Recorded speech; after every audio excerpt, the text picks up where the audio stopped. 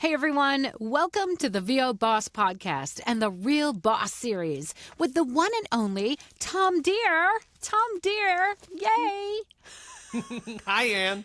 Tom, I get to see you I just saw you at MAVO, which was so wonderful. We have to just meet each other at conferences? I feel like there needs to be a change to that. You live in LA, I live in New York City, so, I we have know, some logistical challenges.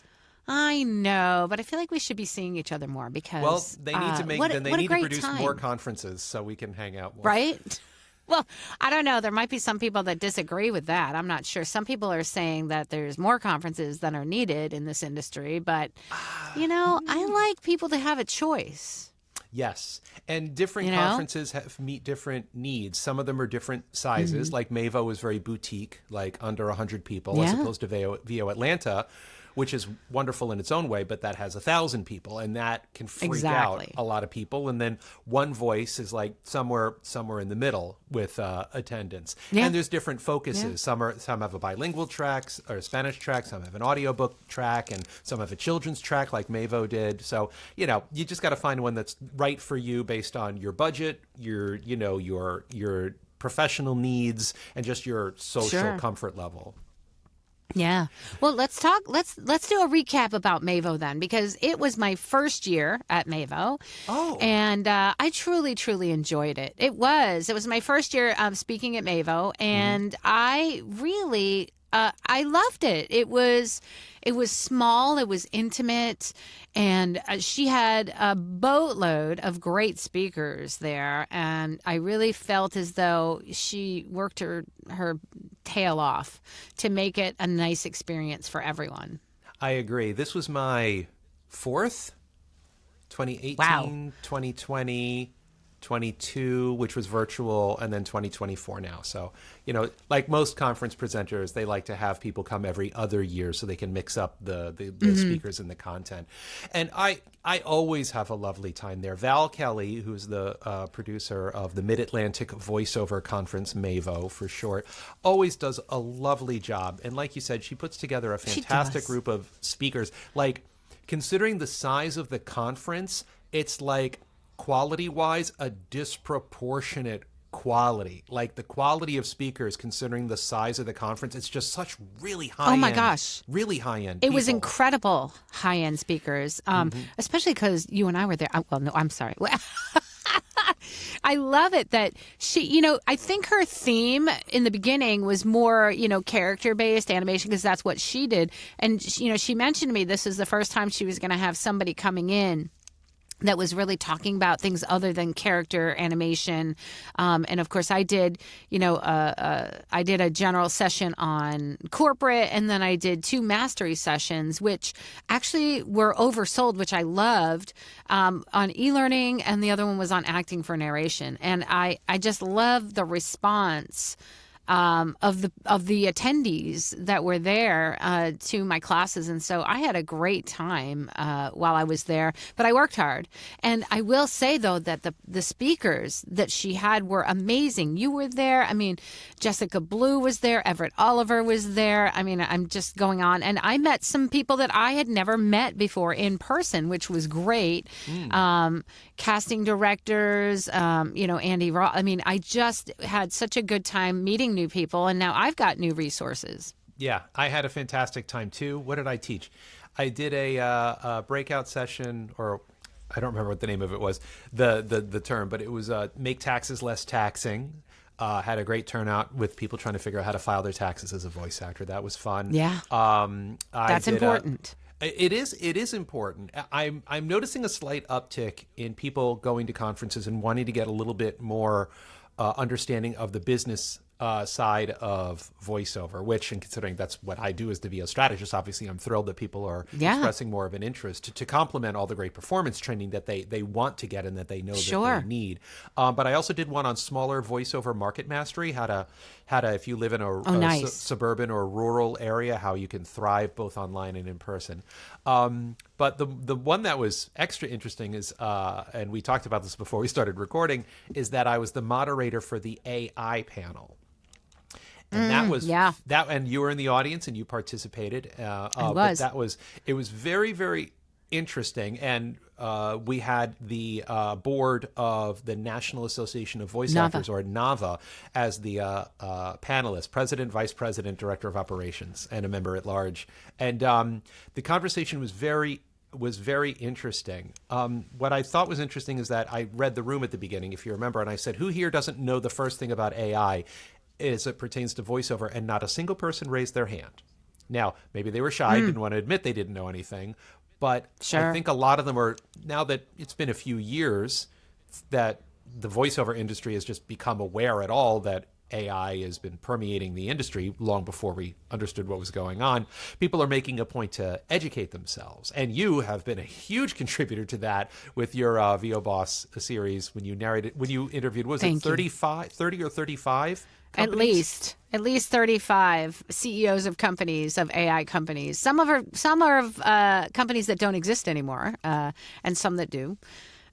So yeah, it was, and that was back, I think I started 2.5 years, maybe 3 years ago doing that, and talking about how do you create a voice? Are you ethical? Are you, how are you utilizing the voices? And how do you feel about voice actors and treating them fairly and giving them, compensation for that voice? And so it was something that I really have been on a journey to do, to research and educate myself, because I think, we're both educators, Tom, and it's so important for voice actors to educate themselves about the industry, about, the business and how they can run their business to coexist with disruptive technologies like AI. Right. Were you in the room when J. Michael Collins did his presentation? I actually was finishing up a mastery session, and he was talking about trends in commercial, I believe, or trends in performance since the new administration or the upcoming administration change. Yes, that's why I brought it up, because I sat in on that and took a page of notes. It was very interesting. He did a fascinating history of how you can line up who's president of the United States with trends in commercials and tone and what affects us as casting specifications.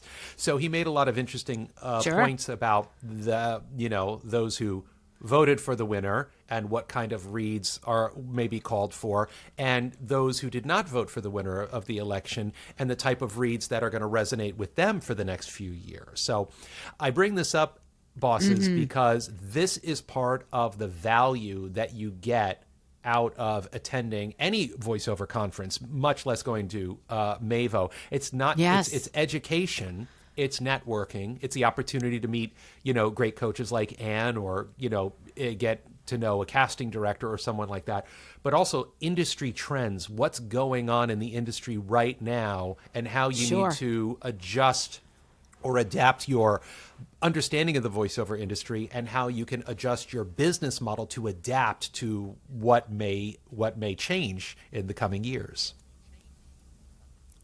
Yeah, and one thing that I like to think about in regards to trends is, trends, you have to keep your eyes and ears open. So and assess what you feel is happening in the industry, as well as what your clients are saying. And so while I would never say this is the trend and make it black and white, this is what it's going to be, or this is what's calling for, and then say that's it, I'm only going to practice that trend, I say, be the actor, because when you're the actor, you can be versatile and you can cover any trend. And so just know which ones seem to be resonating, along with culture and the current, status and the current flow of advertising, but also be that actor. Take that coaching training that allows you to be the actor that can be versatile, that can follow direction no matter what they want, because there can be trends all over the place. So, for example, after the Super Bowl last year, there was the poppy read, right? There was that read. I was not asked for that poppy read very often, even though that was spouted as the latest and greatest big trend. So, again, my customers had their own specific, direction for what I do. Also, it depends on genre, right? Genres that you're working on. And I feel that if you are a well-versed actor, you're going to be able to adjust yourself to any trend. However, it is important that we all educate ourselves on what's current and relevant out there, because you probably don't want to be out there doing that old announcer read, although that's one of the reads that, could potentially come back, or it can be a read that one of your clients wants. And a lot of times, we get the gig with one read and then they direct us to something completely different. And so keeping your ears out for and eyes out for trends is great, but also that age-old advice, that sage wise advice to just get your acting skills in order, I think is absolutely still relevant. Oh, 100%. And this is why you want to have good coaches that can help guide you through the voiceover industry, teach you the basics of voiceover that are, the evergreen content like breath control or microphone technique, script interpretation, Sure. and then obviously the genre, layering that with the genre training, like what you do with your e-learning and your narration training. But and this is where the advantage of going to a voiceover conference is for both attendees and for speakers and presenters like you and me, is that we can have conversations with other coaches. Yes. Other casting directors. What's going on? What trends are you noticing? How have you had to adjust your teaching or coaching style to adapt with what's going on in the industry, and how we can prepare for what's going on next? And if there's one thing I notice is that, yes, you are technically J. Michael Collins' competitor, and he is technically Everett Oliver's competitor, and he is technically Nancy Wolfson's competitor. But like the level of camaraderie and the from what I've noticed over many years, free-flowing exchange of information. The old thing, the rising tide lifts all boats. So we're all happy to exchange information. So like if I go to the same conference that a Mark Scott does or a Paul Schmidt does, and Paul Schmidt, he was hanging out at the bar for this conference. He wasn't an actual attendee. He was there. He was he lives in the area. So he's like, I'm going to go hang out with my friends. And it was awesome to see him. The three of us. There was a couple of people. Yeah. That just showed up and just like, hey, a couple what's of people going on, that everybody? just came to hang out. Mm-hmm. Yeah, and that's the other thing. That was that's wonderful. The other thing. Besides the free exchange of ideas, is just the option to just hang out, because we all are in these little booths talking to ourselves all the time in a vacuum, and we have to build characters and connect and engage. But just to be able to stop wearing sweatpants all day. Get out of the booth and just hang out and get dressed up. I love getting dressed up. Yes, and always and look fabulous every day. And I actually got the chance to wear a suit, which I haven't done in so long. I had costume changes. Tom, Yes. I had costume changes. I call them costume changes, but I love it. You go to you're hosting an Oscar. I had a few of them, which is pretty cool. Yeah. Yeah, right. Okay. And now what's Ann wearing? But yeah, I love being able to really, and a lot of it is just the energy, right? The energy at a conference, and the energy, especially at a smaller size conference too. I don't think you could, the energy at, let's say, a larger conference can be overwhelming, right? It's great and it's exhilarating, but it can also be overwhelming and stressful. For a much smaller venue, I really enjoyed the energy, because it wasn't like we couldn't hear each other over the loud din of thousands of people. We were all a close group that kind of gathered in the restaurant/bar area every night, and ultimately had a great time talking to one another. And I absolutely love it. And we did fun, crazy things like. I actually have a little video that will be coming out. We all had everybody say the same line and, be the actors that they are. And so I literally recorded multiple people saying the same line with their drinks in hand. And that should be a cute little video coming out in a few days. But it was just, everybody just had a blast. Whether you normally do that type of a thing, it was just nice to see the improv and the acting and the laughter, and just so much fun with, hanging out after hours or after the classes are done. And typically when I'm at a conference, I know that for myself, I don't know, Tom, if this happens to you too, The more conferences I'm presenting, I'm very, very hyper-focused on my presentations because I want to make sure I'm ready and I've got the energy to teach a 3 or 4 hour class, which some of these ended up being. And so I'm not always, socializing late in the late hours because I'm like, well, I got to get up early. Mm-hmm. But I noticed that none of it was overwhelming for me. So I was able to hang out and really, visit with people through, later on in the evenings that I typically do at larger conferences, just because I find that there's so much noise at the bigger conferences. I get a little more stressed out quicker. And I'm like, well, I got to go to bed now because I got to make sure I'm up and I can do my class in the morning. I don't know. What did you feel about that, Tom? Yeah, I noticed the same thing because we were both at VO Atlanta this spring, and like I said, there's 1,000 attendees, and probably 50 or 60 speakers plus a couple of dozen staff. So it's an amazing, wonderful experience, but it can be a little overwhelming. And like you, I am obsessed with my Canva presentations and making sure my outlines are just so, right, and timing it a little bit to make sure I have time for Q&A and sidebars and stories and stuff like that. But I found myself staying. I was at the bar for a little while. I think I turned into a pumpkin around sometime between 10:30 and 11 o'clock at night, which I think is that was me. Yeah. That's long. That's a long time for me. Oh, really? At home, I'm usually in bed by 9. So, I'm like, I'm a wimp. Back in the day, I'd be at the bar till 2, 3, 4 in the morning, but I just don't have the battery power for that anymore. Also, I'm hitting the gym in the morning. So, like, I was in the gym. Me too. Yep. Saturday morning and Sunday morning. I was in the gym at 7:30. So, I missed you those. I missed you those times. Because I was prepping for a 9 o'clock class, so. Well, yeah, that's that. Yeah, Thursday I didn't have any 9 there. o'clock classes this time, so I had a little time to be able to go down. I just did like a half hour on the treadmill just to kind of get my steps in and get my circulation going, have a nice breakfast, and then get some tea and make my way down. But I was wondering, Anne, there's a lot of bosses here who have never been to a conference before. What would you suggest as some like voiceover conference strategies for someone that's never been to one? Ah, yes. Conference strategy. For me, I really like to get the most out of, and I'm like probably sometimes the worst. I'm the worst offender because I'm so busy and I'm not looking at the schedule.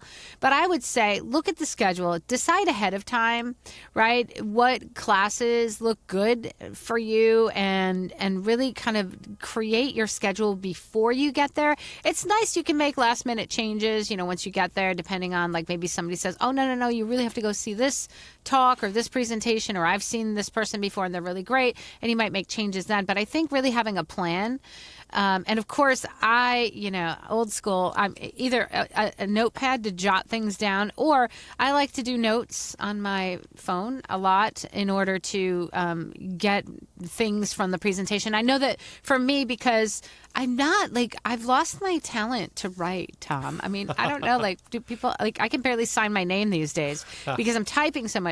So a lot of times what I'll do is I'll take a picture, like a screenshot of the presenters or the screen if they've got a display, and then I'll just jot down notes while I'm talking in my notes on my phone. And so, or I'll just create, a note on my phone, and I'll take pictures while I'm doing it as well. Mm-hmm. So now I've got the notes and I can take pictures, and then I have that across all my platforms. And so that's kind of the way that I take notes for that. And I also make sure nowadays to get people's contacts. And, Tom, I'm the old school. You probably saw my cards on the table because I purchased them for one other conference. And I'm like, you know what?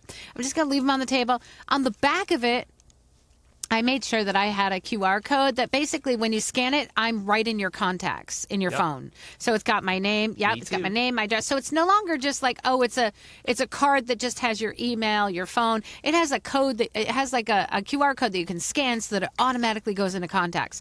And I find that is super beneficial. Like all the contacts that I made, we basically just, touched each other's phones, or we, called each other and then filled out information so that it went right into our contacts. Not so much exchanging of cards these days, but I say always have some for backup. What about you?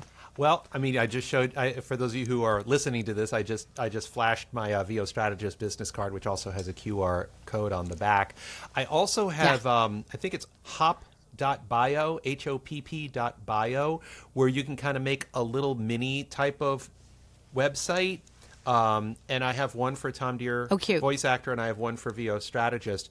And you just kind of, it's a QR code also, so I just, people scan it, and then they can see. It's also linked, so it has all your contact information on there. You can even hyperlink your blog to it. So it's just kind of like everything that you are in like one little place. It's like one-stop shopping for marketing. As to note taking, I have to let everybody know that Anne took a picture of some of my notes at a class at a workshop that she wanted to go to, but she couldn't make it to. So, which is perfect. Yep, I absolutely did, and I love it. I mean, it's in my phone, so I can refer to it at any time, which is great. I tend to use. I'll do either one of two things. I'll use Google Keep, which is the Google note-taking app.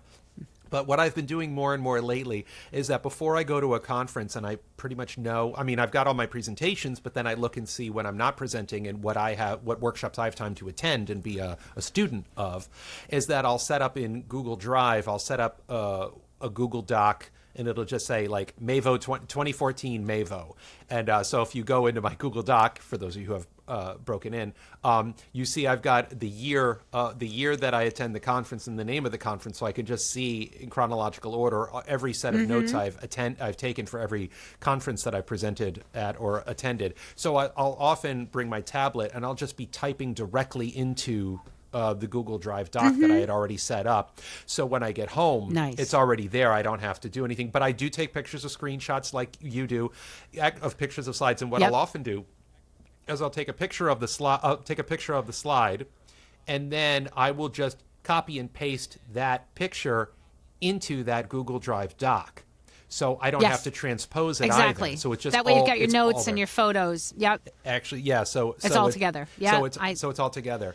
One bit of advice I will give our bosses who do attend a voiceover conference is find a note-taking buddy that looks like they're going to be interested in different presentations that you want to go to as like the primary ones. Like if you want to go to all the ones about like you were my note-taking buddy.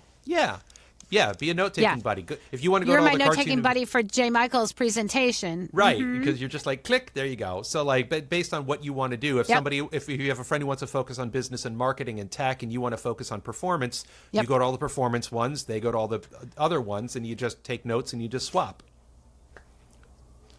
Yeah. Yeah. I'd like to really give props to the business classes in the conferences. I mean, it's the one, and I know because I used to teach business classes. Sometimes, I mean, it used to be that they were the hard sell, right? And the funny thing is I think what people need the most is business sometimes, because it's so easy to take performance after performance after performance classes. But, your performance is wonderful in your studio by yourself if you're not selling. If you're not, if you don't have the business savvy, you don't have the marketing savvy, and you're not selling yourself, well, then nobody's going to see your beautiful performance. So I do want to, give a big push for those of you that go to conferences. Give yourself, I mean, I know you might hate business or you might hate marketing, but, do yourself a favor and sign up for a marketing session so that you can understand how marketing trends have changed or, new ideas. I mean, you could come out with one new golden nugget for how to market yourself. And that can make all the difference to get you seen or in front of a casting director or in front of a talent agent or in front of a new client. And then boom, it's been able to grow your business. Well, as the person who teaches all the business and marketing breakouts and workshops and mastery sessions at all of these voiceover conferences, obviously I have a vested interest, and I want all of you to attend my classes and take my content. But Anne is 100% right. There is, and I've noticed it over the 13 years or so that I've been attending and speaking at voiceover conferences, is that they tend to be populated by a lot of professional students.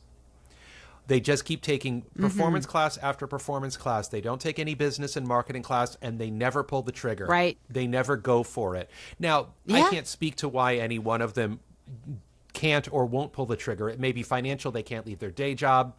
It may be psychological, they just have certain, emotional, mental blocks that are preventing them from pulling the trigger. But, and I say this in almost everything that I speak at, is that your talent will get you your first gig with a client. Your project management skills will get you the next gig with the same client. Project management is all the stuff you have to do between the moment that the email hits your inbox and the moment that the check clears. So if you're able to use your talent, get an audition and book it, if you don't know what to do when it's time to press the red button, and I'm not talking on a performance level, I'm talking on a technical and a business level, you're useless as a voice actor and they're not going to come back. So, I speak at a lot of these, and there's a lot of other great business and marketing coaches that presented a lot of these.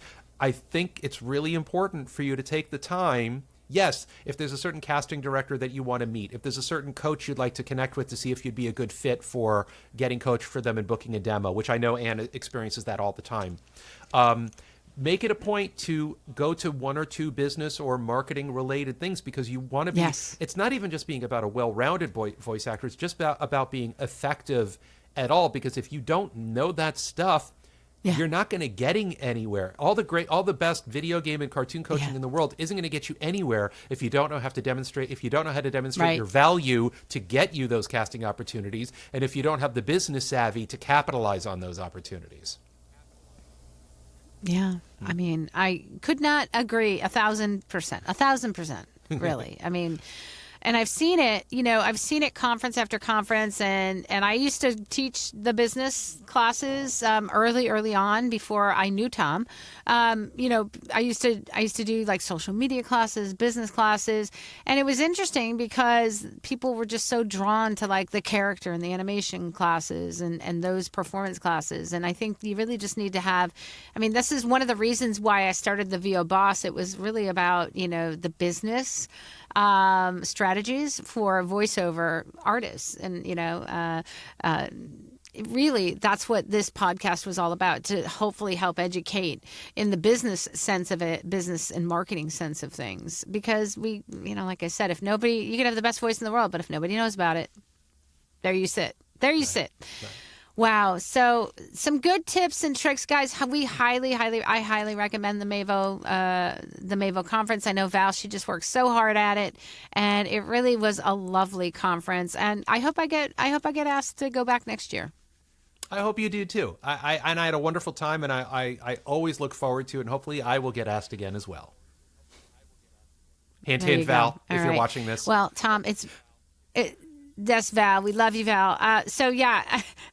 I'm going to give a great big shout out to our sponsor, IPDTL. You too can connect and network like bosses. Find out more at ipdtl.com. Bosses, have an amazing week, and we'll see you next week. Bye.